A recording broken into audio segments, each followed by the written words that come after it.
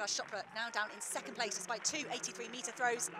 Orlando in front of the home crowd being buoyed. Oh, that is a lovely, lovely effort from Neeraj Chopra एक और gold medal जीत गया India के लिए। और ये जुलाई का महीना आ रहा है, पेरिस ओलंपिक्स आ रहे हैं। हमारी बेस्ट विशेष है नीरज और अरशद के लिए। यही हमारा सर के ताज है, यही हमारी इज्जतें बचाते हैं। नीरज तो खैर माशाल्लाह जहां जाता है अपने मुल्क का परचम सर बुलंद करता है। बात यह है कि हम उनकी फैसिलिटीज तक नहीं पहुंच सकते और वो बिल्कुल सही काम कर रहे हैं। आपने अगर किसी स्पोर्ट्स को ऊपर लेके आना है, आपने पैसा फेंकना है उसके ऊपर। ट्रेनिंग कहाँ कहाँ करता है जाके, वो सिर्फ इंडिया में ट्रेनिंग नहीं, वो कभी सुना अमेरिका जाते हैं, कभी कहाँ। नीरज चोपड़ा फिर भाईजान गोल्ड मेडल ले जाता है, जहां भी जाता है अपनी कंट्री का नाम मैं कहता हूं नंबर 1 पे लेके आता है। इंडिया का तिरंगा लहराता है, उधर इंडिया का नाम रोशन करके आता है। गोल्ड मेडल जीतने वाले चोपड़ा साल के 6 करोड़ रुपए इंडियन कमाते हैं। 6 करोड़ रुपए इंडियन, इतनी उनकी इंडोर्समेंट है, इतनी उनको सरकार की सपोर्ट है, इतनी इंडिया की ओलंपिक कमेटी अपने एथलीट्स को सपोर्ट करती है। नीरज चोपड़ा की हम बात करते हैं, बड़ा जिस वक्त नीरज चोपड़ा ने ओलंपिक्स में गोल्ड मेडल जीता उस वक्त बड़े पुरज़म हो गए थे हम भी कि हम अब अरशद के लिए बैकिंग करेंगे और अरशद को सारी फैसिलिटीज फराहम करेंगे। जो ये शूज पहनता है वो क्या हमने पाकिस्तान में बनाए हैं?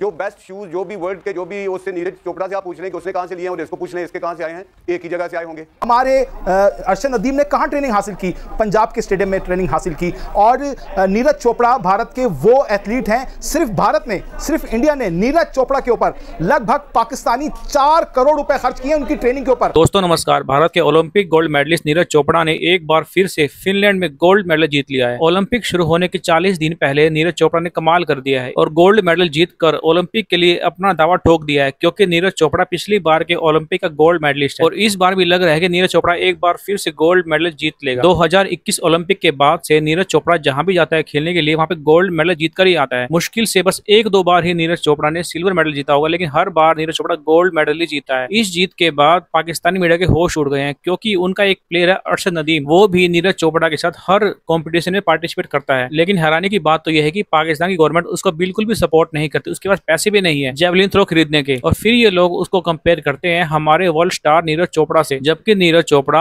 अमेरिका में, फिनलैंड में, यूरोप में ट्रेनिंग करता है और उस बेचारे को तो वो कहीं भेजते भी नहीं है, उनके पास पैसे भी नहीं है भेजने के। उसको पैसे होंगे भी तो भी नहीं भेजते उसको। अभी कुछ दिनों पहले ही वो नीरज चोपड़ा से जेवलिन स्टिक के लिए रिक्वेस्ट कर रहा था कि मेरे को हेल्प कर दो पैसे की, और नीरज चोपड़ा ने वहां की सरकार से कहा था कि इसकी हेल्प कर दो, लेकिन मुझे लगता है नहीं कि वहां की सरकार ने इसकी हेल्प की होगी। ट्रेनिंग कहाँ कहाँ करता है जाके, वो सिर्फ इंडिया में ट्रेनिंग नहीं, वो कभी सुना अमेरिका जाते हैं, कभी कहाँ जाते हैं। को मिली लेकिन कॉमनवेल्थ के बाद बिल्कुल, लेकिन बात यह है कि हम उनकी फैसिलिटीज तक नहीं पहुंच सकते और वो बिल्कुल सही काम कर रहे हैं। आपने अगर किसी स्पोर्ट्स को ऊपर लेके आना है, आपने पैसा फेंकना है उसके ऊपर, उस स्पोर्ट्स में पैसा लगाना है, तब जाके। सिर्फ ये जेवलिन थ्रो या ये काम नहीं है। आपकी फिजिक के लिए मुख्तलिफ किस्म की मेडिसिन होती हैं, ट्रेनिंग होती है, पता नहीं क्या क्या आपको करना पड़ता है। उनको इंजरी से एहतियात हुए, इसमें तो इंजरी आपको तकरीबन होनी है। ठीक है, बिल्कुल अच्छी बात है। आपको शोल्डर, आपकी बैक, आपका इंजरी आपकी, अब वो बहुत मुश्किल। दूसरी बात ये जो आपने बात की ना कि जी अरशद नदीम की वजह से पाकिस्तान में अब लोगों को पता चला कि जी जेवलिन थ्रो भी होती है। मैं आज आपको बता दूं, अगर फैसिलिटीज ये चीजें नहीं है, हमारे मुल्क में जेवलिन थ्रो कोई खेलेगा भी नहीं, क्योंकि उसकी वजह ये है ये जो स्पोर्ट्स हैं इनके लिए आपको ग्राउंड्स बनाने हैं, फैसिलिटीज देनी है। क्रिकेट क्यों ऊपर है? क्योंकि क्रिकेट आप घर से बाहर निकलते, ग्राउंड नहीं है, रोड पे बच्चे खेल रहे हैं, कभी कहाँ खेल, वो क्रिकेट आपको चारों तरफ खेलते हुए बच्चे नजर आ रहे हैं। इसके लिए आपको एक माहौल बनाना पड़ेगा, एक इंटरेस्ट पैदा करना पड़ेगा। मैं ये बात करती हूँ फैसिलिटीज की, आउटस्टैंडिंग फैसिलिटीज जो कि यूएस में इस वक्त नीरज चोपड़ा जो सारी फैसिलिटीज मिल रही हैं उनको, साथ ही साथ एक जबरदस्त कोच, तो फिर हम क्यों एक्सपेक्ट करते हैं कि नहीं जी अरशद नदीम भी उसी तरह की परफॉर्मेंस करें जब ये सारी चीजें है ही नहीं। आपकी जनरल साहब की बात मुझे जरा क्लियर समझ नहीं आई कि वो क्या कहना चाह रहे हैं कि यहाँ पे सारी फैसिलिटीज है होने के बावजूद फिर क्या प्रॉब्लम है। आई मीन के क्या हमने सिर्फ 1-2 बच्चे ही तैयार करने, अगर खुद से करना है, हमारे पास सारी फैसिलिटीज पाकिस्तान में है तो फिर अरशद को पाकिस्तान से बाहर भिजवाना, इसके होटल, लॉजिस्टिक वगैरह, ये तो काफी एक्सपेंसिव पड़ जाता है। अगर आप खुद से कर रहे हो, व्हाई नॉट कि हम कोच को इधर बुलाएं, वो एक ऑप्शन नहीं है हमारे पास। जिस तरह आपने ये सवाल, मेरा भी यही सवाल, फिर अकरम साई साहब मैं आपकी तरफ आऊंगी कि मेरा सवाल फिर आपसे यही बनता है कि अगर तो सारी फैसिलिटीज आए तो कोच को यहाँ बुला लिया जाए, वो तो ज्यादा आसान है इंस्टेड कि हम अरशद को कहीं बाहर भेजें। मगर as far as I have information Akram Sai sahab कि हमारे पास वो फैसिलिटीज उस तरह की नहीं है जिस तरह हम वर्ल्ड फैसिलिटीज की बात करते हैं। हमारे पास जो जेवलिन थ्रोज हैं, क्या हमारे पास वो कार्बन की जेवलिन थ्रोज यहाँ पे मौजूद हैं? हमारे पास ट्रैक जरूर है, बट ट्रैक के अलावा क्या सारी फैसिलिटीज वैसी हैं? जो ये शूज पहनता है वो क्या हमने पाकिस्तान में बनाए हैं? जो बेस्ट शूज जो भी वर्ल्ड के जो भी उससे नीरज चोपड़ा से आप पूछ लें कि उसने कहां से लिए हैं और इसको पूछ लें इसके कहां से आए हैं, एक ही जगह से आए होंगे। तो ये इसकी जेवलिन की आपने बात की, वो कार्बन वाला जेवलिन जो बेस्ट इसको चाहिए है, जो उसके पास है वही इसके पास है। अच्छा ये सही साहब जरा एक्सपर्ट से बात कर रहे हैं। जी सर, आपका पॉइंट ऑफ व्यू है, हमने जी जरा प्लीज चलिए। अच्छा ये हो गया। अब दूसरी बात ये है, सेकंड ये बात आ रही थी कि अच्छा जी तो बाहर से कोच क्यों नहीं यहाँ पे आ सकता, ये क्यों, इसको बुझाना क्यों जरूरी है? तो नीरज चोपड़ा की आप मिसाल दे रहे हैं, उसका कोच क्यों नहीं आ गया इंडिया में? वो क्यों अमेरिका बैठा हुआ है? उसको क्यों पहले जर्मनी या फिनलैंड भिजवाया गया? ये देखिए, ये हमारी गेम है, हमें ये पता है बाहर से कोच वो आएगा जिसको पाकिस्तान गवर्नमेंट अफोर्ड नहीं कर सकती। अर्शद, जब मैं आपसे पूछती हूँ आपको क्या क्या शॉर्टफॉल्स दिखते हैं यहाँ पे? उस लेवल की मेरे ख्याल में कोई कोच नहीं है जो पाकिस्तान में मुझे ट्रेनिंग करवा सके, क्योंकि अगर आप नीरज चोपड़ा को देखें तो माशाल्लाह भी वो मेरे ख्याल में 2016 में मैंने पहला कंपटीशन उनके साथ खेला था, तो अभी तक भी वो आउट ऑफ कंट्री मेरे ख्याल में जो जर्मनी का जो बेस्ट कोच है उनके पास वो ट्रेनिंग कर रहा है, और जो जर्मनी के कोच हैं उनकी जो अपना थ्रो है बेस्ट वो 104 मीटर है, उनके पास वो माशाल्लाह थ्रो अपना ट्रेनिंग करें हैं।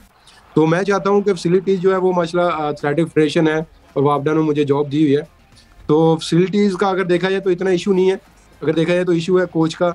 अगर हमें कोई बेस्ट कोच मिल जाए आउट ऑफ कंट्री में, मुझे अच्छी ट्रेनिंग मिल जाए। इस तरह अरशद ने अभी मेंशन किया, नीरज चोपड़ा की हम बात करते हैं, बड़ा जिस वक्त नीरज चोपड़ा ने ओलंपिक्स में गोल्ड मेडल जीता उस वक्त बड़े पुरज़म हो गए थे हम भी कि हम अब अरशद के लिए बैकिंग करेंगे और अरशद को सारी फैसिलिटीज़ फराहम करेंगे, हर चीज़ अवेलेबल होगी। मगर जब हम कंपेरिजन देखते हैं, हम देखते हैं नीरज चोपड़ा इस वक्त यूएस में बेस्ट फैसिलिटीज़ पे बैठा। हमारे अरशद नदीम ने कहाँ ट्रेनिंग हासिल की? पंजाब के स्टेडियम में ट्रेनिंग हासिल की। और नीरज चोपड़ा भारत के वो एथलीट हैं, सिर्फ भारत ने, सिर्फ इंडिया ने नीरज चोपड़ा के ऊपर लगभग पाकिस्तानी 4 करोड़ रुपए खर्च किए उनकी ट्रेनिंग के ऊपर, उनके लिए गैर मुल्की कोच की खिदमत हासिल की, उनको इंजरी से निजात दिलाने के लिए बड़ी बड़ी सहूलतें उनको दी, उनको यूरोप भेजा गया ट्रेनिंग के लिए।